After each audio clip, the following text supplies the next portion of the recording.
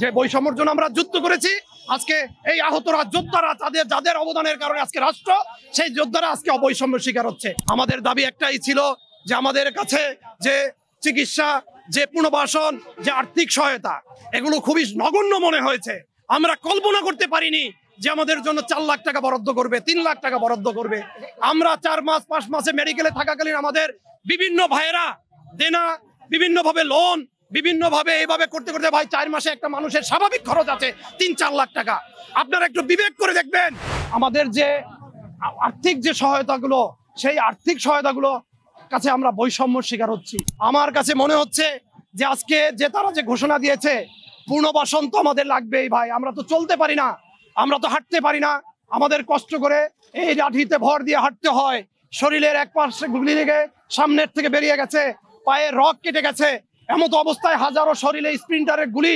আজকে আমাদের জন্য যদি ঘোষণা দেওয়া হয় 4 লাখ টাকা, 3 লাখ টাকা, 2 লাখ টাকা, 1 লাখ টাকা, তো আমাদের কাছে খুবই দুঃখের এবং কষ্টের। আমরা এইভাবে টাকা চেতে হবে রাস্তায় এসে, এইভাবে রাষ্ট্রের কাছে আমাদেরকে বলতে হবে। আমরা কখনো কল্পনা করিনি যখন আমাদের এই বিবেচনাগুলো ঠিক মতন করছে না, যখন আমাদের এই আর্থিক সহায়তাগুলো ঠিক মতো হচ্ছে না, তখন আমাদের ভাইরা একত্রিত হয়ে তাদের দাবি দেওয়া পেশ করার জন্য আজকে মানববন্ধনে হাজির হয়েছিল আমাদের সহযোদ্ধা ভাইরা। আমাদের দাবি একটাই ছিল যে আমাদের কাছে যে চিকিৎসা, যে পুনর্বাসন, যে আর্থিক সহায়তা, এগুলো খুবই নগণ্য মনে হয়েছে। আমরা কল্পনা করতে পারিনি যে আমাদের জন্য 4 লাখ টাকা বরাদ্দ করবে, 3 লাখ টাকা বরাদ্দ করবে। আমরা 4 মাস 5 মাসে মেডিকেলে থাকাকালীন আমাদের বিভিন্ন ভাইয়েরা দেনা, বিভিন্নভাবে লোন, বিভিন্নভাবে এইভাবে করতে করতে ভাই 4 মাসে একটা মানুষের স্বাভাবিক খরচ আছে 3-4 লাখ টাকা। আপনারা একটু বিবেক করে দেখবেন, এই বিবেকের উপরে সবকিছু। 4 লাখ টাকা, 3 লাখ টাকা, 2 লাখ টাকা ভাই কাদের উপরে আলোচনা করে, কাদের সাথে আলোচনা করে এরকম একটা ঘোষণা দিল? আমরা মর্মাহত। আমরা এই রাষ্ট্রের কাছে দুঃখ প্রকাশ করছি। আমাদের সরকার, আমাদের যে বর্তমানে অন্তর্বর্তীকালীন সরকার ডক্টর প্রধান ইউনূস সাহেব, এই ইউনূস সাহেবের কাছে আমরা বিনীতভাবে অনুরোধ করছি, আপনি এই বিষয়গুলো খুব সূক্ষ্মভাবে আপনি পর্যালোচনা করবেন যে আমাদের সাথে বৈষম্য হচ্ছে। যে বৈষম্যের জন্য আমরা যুদ্ধ করেছি।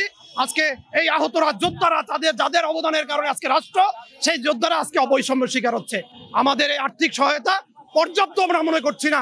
পূর্ণ বিবেচনা এবং এই রাজপথে যারা ছিল, রাজপথে যারা যুদ্ধ করেছে তাদেরকে নিয়ে আপনি বসতে হবে, তাদেরকে বসতে হবে। আপনি ভালো ভালো লোক হাঁটতে পারে, শরীরে একটু মাত্র আঘাত প্রাপ্ত হয়েছে, তাদের বিভিন্ন সুযোগ সুবিধার কারণে প্রকৃত আহতদের কষ্ট তারা বুঝবে না, আমাদের সাথে মতামত তারা নেয়নি।